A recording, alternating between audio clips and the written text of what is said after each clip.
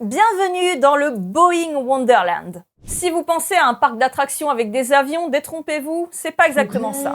Quoique.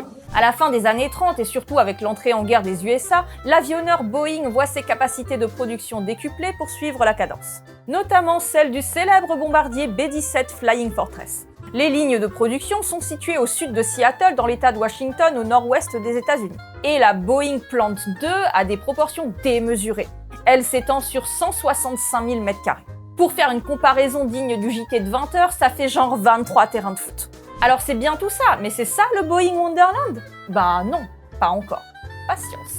Cette usine, aussi stratégique soit-elle, a un petit défaut, celui d'être proche de la côte pacifique des US et par conséquent à la merci d'éventuels bombardements japonais. Après l'attaque de Pearl Harbor, il vaut mieux être prudent. Plutôt que de blinder le site de batterie de DCA et de mettre une grosse cible dessus, l'armée américaine décide de la jouer fine et de camoufler les usines stratégiques. À Seattle, la Boeing Plant 2 a été recouverte d'un faux quartier résidentiel, imaginé par des décorateurs d'Hollywood, car autant appeler ceux qui ont l'expérience en la matière. Contreplaqué, tissu, peinture, vu du ciel, ce quartier résidentiel situé à proximité immédiate d'un aérodrome, oui, pourquoi pas, semblait réel et c'est tout ce qu'on lui demandait.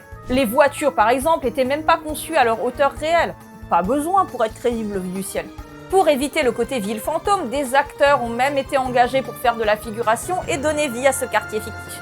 Quant au surnom Boeing Wonderland, il vient de la presse locale du Seattle Daily Times qui en parlera en 1945. Sous ces airs de banlieue paisible, cette usine produira pas moins de la moitié des 12 731 B-17 fabriqués pendant la Seconde Guerre mondiale. Et si vous voulez connaître l'histoire de la mythique forteresse volante qui a changé le cours de la guerre, j'ai fait une vidéo longue à ce sujet. Rendez-vous sur ma chaîne.